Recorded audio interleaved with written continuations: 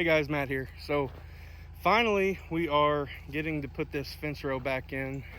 There was some videos that I posted a little while back that was clearing out where the fence was going to go. There's actually a property line between us and a neighbor. It was really grown up, a lot of dead trees in the fence, and the fence was in real bad shape, had a lot of holes, cows kept getting out. So what we had been doing is clearing this out, and here recently we just been putting our braces in and putting in new posts.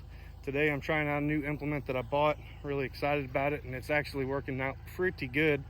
It's called, well, it is a woven wire fence unroller.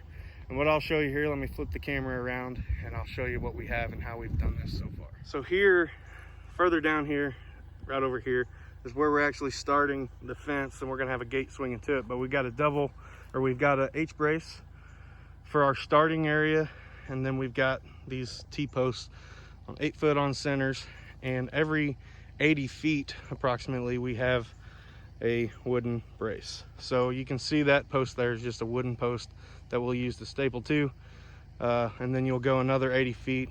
You can see this stretch here is what we've already got rolled out. It's not tensioned yet, but then you can see our H brace here.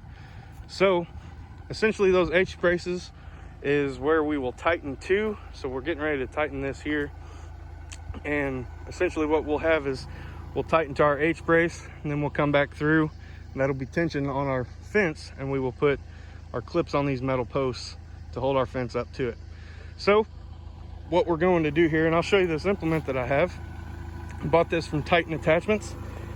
It is a woven wire fence unroller, and what you do is it just attaches in your 3-point hitch just like that, and you put your woven wire in the middle of the spool there.